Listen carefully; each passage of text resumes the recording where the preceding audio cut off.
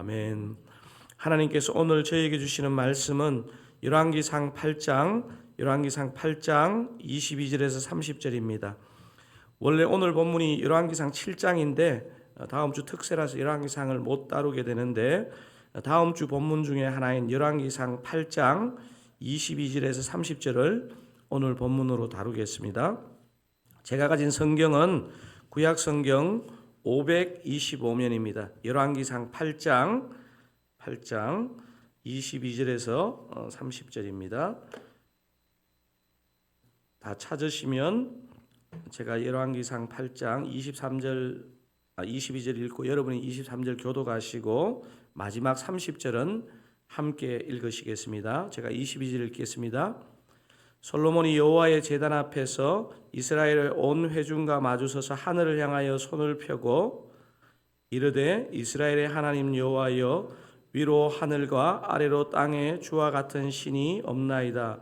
주께서는 온 마음으로 주의 앞에서 행하는 종들에게 언약을 지키시고 은혜를 베푸시나이다.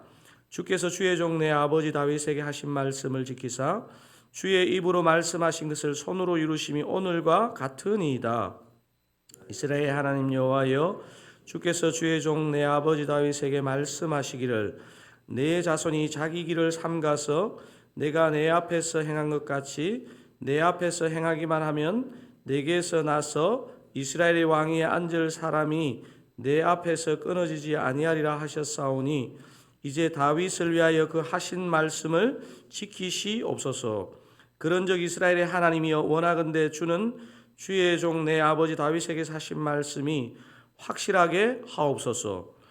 하나님이 참으로 땅에 거하시리이까 하늘과 하늘들의 하늘이라도 주를 용납하지 못하겠거든 하물며 내가 건축한 이 성전이오리이까.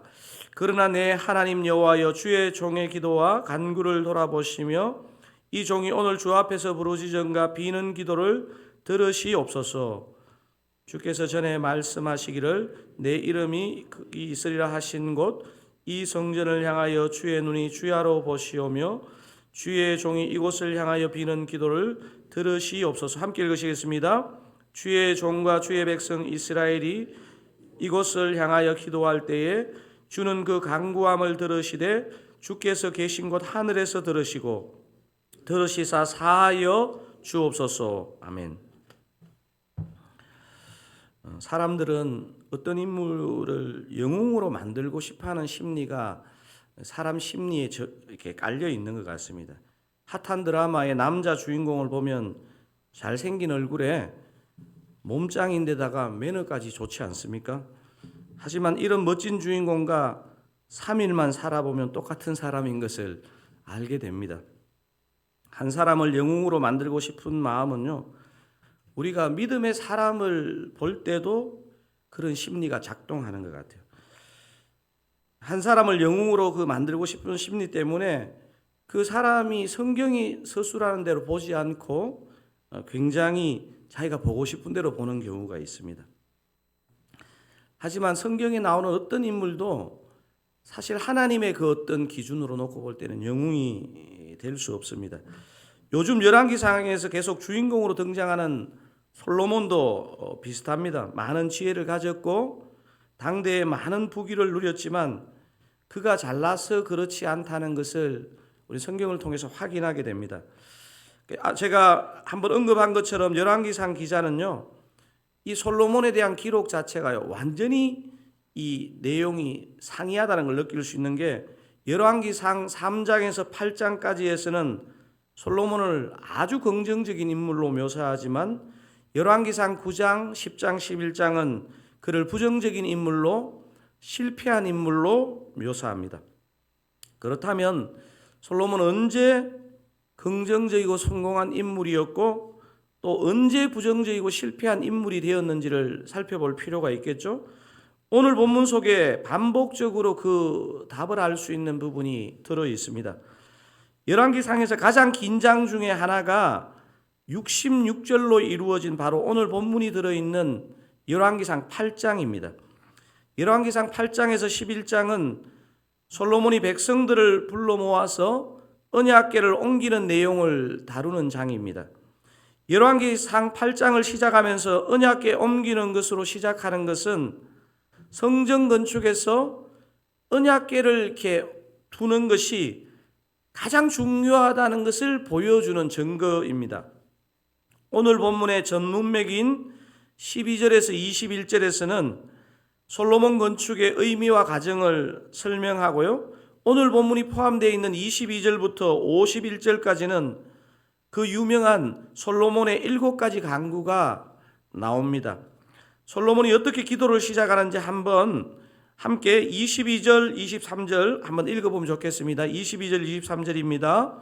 솔로몬이 여호와의 제단 앞에서 이스라엘의 온 회중과 마주서서 하늘을 향하여 손을 펴고 이르되 이스라엘의 하나님 여호와여 위로 하늘과 아래로 땅에 주와 같은 신이 없나이다. 주께서는 온 마음으로 주의 앞에서 행하는 종들에게 언약을 지키시고 은혜를 베푸시나이다. 제가 23절에 없네요. 그 중요한 단어가 하나 있는데 언약이라는 단어가 23절에 나옵니다. 그 언약의 내용이 무엇입니까? 24절과 25절의 그 언약의 내용이 계속해서 나오고 있습니다. 24절, 25절도 함께 읽어보겠습니다. 주께서 주의 종 내 아버지 다윗에게 하신 말씀을 지키사 주의 입으로 말씀하신 것을 손으로 이루심이 오늘과 같으니이다. 이스라엘의 하나님 여호와여 주께서 주의 종 내 아버지 다윗에게 말씀하시기를 내 자손이 자기 길을 삼가서 내가 내 앞에서 행한 것 같이 내 앞에서 행하기만 하면 내게서 나서 이스라엘의 왕위에 앉을 사람이 내 앞에서 끊어지지 아니하리라 하셨사오니 이제 다윗을 위하여 그 하신 말씀을 지키시옵소서. 솔로몬이 지금 무슨 기도를 하고 있습니까? 아버지 다윗에게 하신 그 약속, 그 언약을 지켜달라는 말을 하고 있습니다. 우리가 사는 시대를 포스트 모던 시대 이렇게 말합니다. 포스트 모던 시대의 가장 큰 특징이 뭡니까? 내게 의미가 있는 것은 의미가 있고 내게 의미가 없는 것은 아무런 의미도 없다. 그래서 내가 제일 중요한 시대가 사실 포스트 모던 시대입니다. 여러분 사실 역사적으로 보면요. 이 포스트 모던 시대에 예수를 믿는다는 게 외부적인 핍박은 거의 없는 것 같은데 사실은 이 권위 있는 성경을 믿는데 가장 어려운 시대가 저는 포스트 모던 시대 같습니다. 나에게 끌리고 나에게 재미있고 내가 마음이 가는 것은 의미가 있지만 내게 다가오지 않는 것은 아무 의미가 없다는 정신을 가진 사조가 우리가 지금 살고 있는 포스트 모던 시대입니다. 그래서 포스트 모던 시대를 다른 말로 탈권위의 시대다 이렇게 부릅니다. 그러니까 기존의 권위를 부정하고 출발하는 시대입니다. 이런 탈권위의 시대를 살다 보니 저는 성경의 용어 중에 가장 우리가 의식적으로 복구해야 되는 단어가 뭐라고 생각하느냐? 언약이라는 단어라고 생각합니다. 언약. 잠시 언약에 대해서 생각해 보면 좋겠습니다. 성경에서 말하는 그 언약을 다양하게 정의할 수 있지만 그 언약에 대해서 가장 깊이 연구한 학자 중에 한 명이 팔머 로버슨이라는 학자인데요. 팔머 로버슨이 언약을 어떻게 정의했느냐? 제가 성경 탐구할 때도 했는데 성경 탐구 들으신 분들은 기억하실지 모르겠습니다. 이렇게 정의했습니다. 언약은 주권적으로 이루어진 피로 맺은 약속입니다. 이렇게 정의했는데요. 한번 생각하면서 이거 끊어서 한번 읽어보면 좋겠습니다. 제가 먼저 읽을 테니까 끊어서 한번 읽겠습니다. 언약은 주권적으로 이루어진 피로 맺은 약속입니다. 언약이 뭐라고요?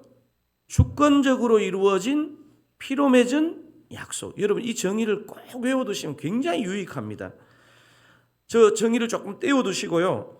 언약은 끝에 있는 것부터 정해보면 약속이죠. 약속. 언약은 약속입니다. 약속의 특징이 뭡니까? 쌍방이 있다는 것입니다. 혼자 약속하는 경우는 없습니다.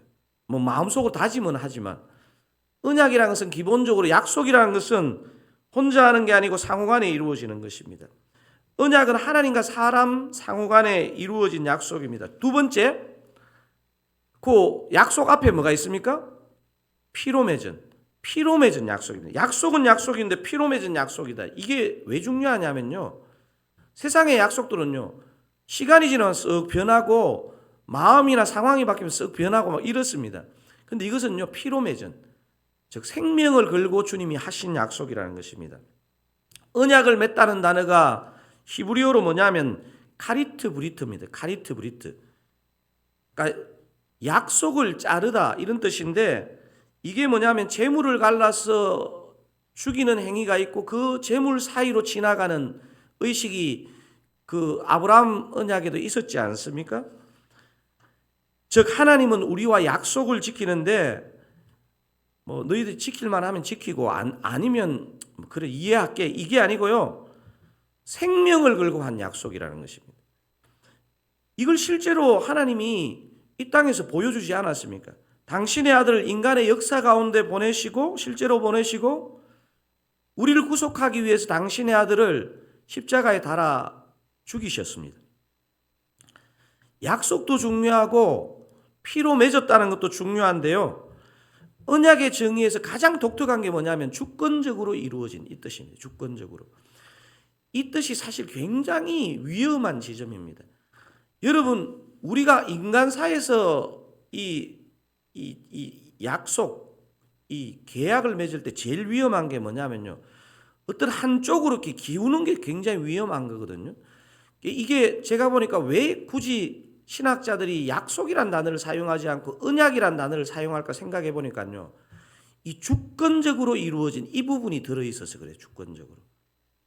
그러니까 언약에 있어서 가장 중요한 부분은 피로 맺은 약속이라는 것도 중요하지만요. 가장 중요한 부분은 주권적으로 이루어진 하나님의 주권이 들어가 있다는 것입니다. 왜냐하면요. 사람은 그것을 늘 깰 수 있는 위험성이 있기 때문에 하나님의 주권성이 들어가 있습니다. 여러분, 그래서요. 신앙생활하면서 제일 어려운 게 뭐냐면요. 하나님의 주권을 믿는 것입니다. 여러분, 여기 지금 앉아있고 요즘 만약에 이렇게 기도 가운데 뭐 응답도 많고 하면요. 이게 이 말이 쉽지만요. 우리 삶에 계속 연속적으로 어려움이 오고요. 내 가장 사랑하는 사람이나 내 자신에게 굉장히 소중한 부분이 깨뜨려질 때요. 이걸 우리가 사람이 견디는 것이 되게 힘듭니다. 그래서 여러분, 우리가 이제 이번에 시편 23편을 보게 되는데요. 이 시편 전체에서 가장 어려운 게 뭐냐면 하나님의 절대 주권을 받아들이는 겁니다. 성경 전체에서 가장 어려운 게 뭐냐면요. 우리 삶이 어려울 때 하나님의 절대 선하심을 받아들이는 게 가장 어렵습니다. 그래서 여러분 시편, 제가 미리 커밍아웃을 하면 시편 23편을 목가적인 느낌으로 생각하면요. 굉장히 잘못 생각한 것입니다. 다윗이 죽음의 상황에서 그 고백을 한 것입니다. 언약의 정의가 뭐라고요? 언약은 주권적으로 이루어진 피로 맺은 약속. 뭐가 제일 중요하다고요? 주권적으로 이루어진. 여러분, 그래서 이 주권이라는 것을, 그래서 칼빈이라는 사람은요, 모든 성경의 교리 중에 나는 단연코 하나님의 절대 주권이 가장 중요하다. 여러분, 장로교회가 우리가 세워진 이 장로교회의 기반은요, 칼빈주의, 하나님의 절대 주권의 가운데 서 있습니다. 그리고 젊은 사람이나 신앙이 세워지는 과정에서 가장 넘어지는 게 뭐냐면 하나님 절대 주권. 도대체 하나님 누구시냐, 이렇게까지 뭐 이렇게 되는 거죠. 그리고 오늘 지금 이제 다시 우리가 지금 언약을 설명하고 있잖아요. 그 언약의 내용이 그러면 뭐냐? 언약의 내용은 뭐냐? 성경 66권인 거죠. 성경 66권. 성경 66권 전체가 오늘 우리에게 주신 하나님의 절대 주권의 약속입니다. 우리가 왜 이렇게 새벽 예배를 드리고 큐티를 하고 신앙의 열심을 내느냐? 한마디로 하나님이 오늘도 내게 주신 언약을 기억하기 위해, 상기하기 위해서 이 예배를 드리는 것입니다. 몇천 년 전 믿음의 선배에게 주신 그 약속이, 언약이 오늘 이 새벽 나에게 유효한 것을 다시 한번 기억하고 일어나기 위해서 이 예배를 드리는 것이죠. 그래서 제가 오늘 설교 제목을 성전보다 언약이 소중합니다, 이렇게 잡았습니다. 사람들은 본능적으로 화려한 성전에 주목하지만 더 중요한 것은요, 그 성전에서 가장 볼품없이 보이는 언약궤가 가장 중요한 것입니다. 언약궤가. 열왕기상 성전 봉헌식 시작 전 솔로몬이 한 게 뭡니까? 언약궤를 지성소로 옮기는 것이었습니다. 이렇게 딱 돼야지 완성이 되는 겁니다. 언약궤가 없는 성전 아무런 의미가 없습니다. 성전 봉헌식을 하기에 앞서서 솔로몬이 드린 오늘 기도의 핵심이 뭡니까? 하나님께서 아버지 다윗에게 했던 그 언약을 하나님 앞에서 다시 솔로몬이 점검하고 기억하는 것입니다. 솔로몬이 언제 성공했느냐? 언약을 기억할 때 성공했습니다. 여러분, 솔로몬이 언제 실패했느냐? 언약을 잊을 때 실패했습니다. 이방의 공주들과 많은 결혼을 하면서 언약을 잊을 때 솔로몬은 실패자가 되었습니다. 오늘 이 새벽도 주님이 주신 이 언약을 저와 여러분이 기억하시고 또 그 언약을 붙들고 기도하시는 복된 새벽 되시기를 우리 주님의 이름으로 축원드립니다. 우리 한번 기도하기를 원합니다.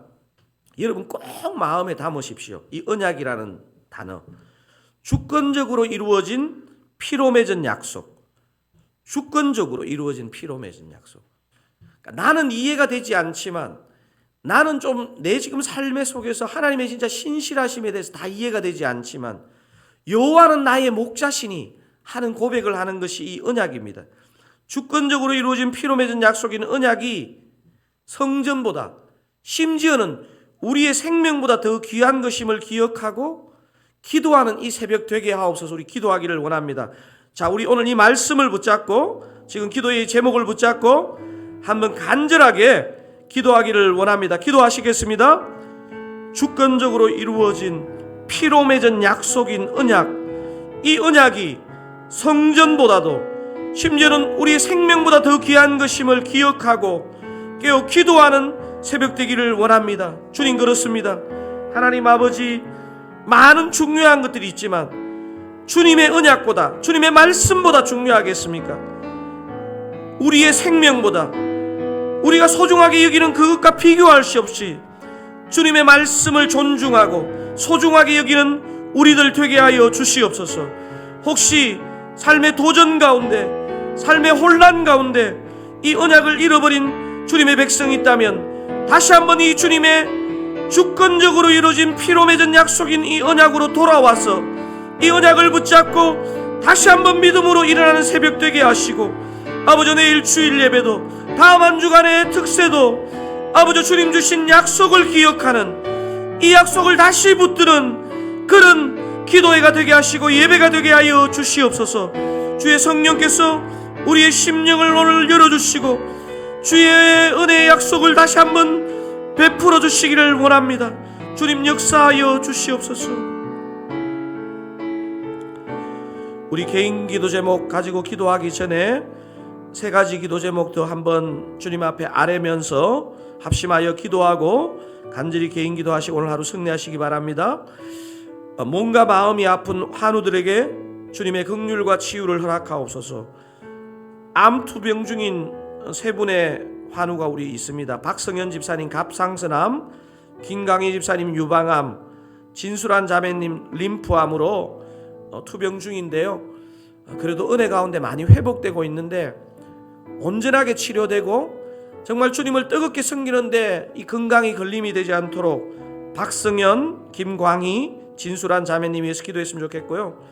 우리 중보기도부에서 교회를 위해서 열심히 기도하시는 정수연 집사님, 부모님 두 분 다 뇌졸중으로 쓰러지셔서 지금 회복을 구하고 있습니다. 은혜 베풀어 주시옵소서. 기도해 주셨으면 좋겠고요. 내일 주일 예배와 사역 가운데 성령의 임재와 기름 부으심을 허락하셔서 사람을 살리고 사람을 세우는 예배와 사역 되게 하옵소서. 기도하기를 원합니다. 이제 며칠 후면 시작하는 가을 특세 가운데 은혜를 주옵소서. 부족한 강선웅 목사에게 맡기지 마시고 주님께서 생명의 말씀을 주옵소서. 기도하기를 원합니다. 환우들을 위해서, 내일 주일 예배와 사역을 위해서, 가을 특세를 위해서 주여 은혜를 주옵소서. 크게 한번 외치시고 합심하여 기도하시고 개인 기도하시다 돌아가시기 바랍니다. 주여 은혜를 주옵소서. 주님 은혜를 주옵소서. 주님 은혜를 주시옵소서. 몸과 마음이 아픈 환우들에게 주님의 긍휼과 치유를 허락하옵소서. 암투병 중인 우리 세 분의 환우를 위해서 기도합니다. 박승현 집사님, 김광희 집사님, 진수란 자매님, 아버지요 이들에게 마음의 위로와 격려와 믿음을 주시고 소망을 주시고 주님 의뢰할 때 온전한 치유를 경험하게 하여 주시옵소서. 교회를 위해서 성도들 위해서 늘 간절하게 기도하시는 정수현 집사님 불쌍히 여겨주시고, 부모님 두 분 다 쓰러지셔서 어려움의 시간을 보내시는데 주님 기적을 허락하여 주시고, 주님 우리 집사님을 통해서 그 가정이 다시 한번 주의 영광이 나타날 수 있기를 원합니다. 아버지 불쌍히 여겨주시옵소서.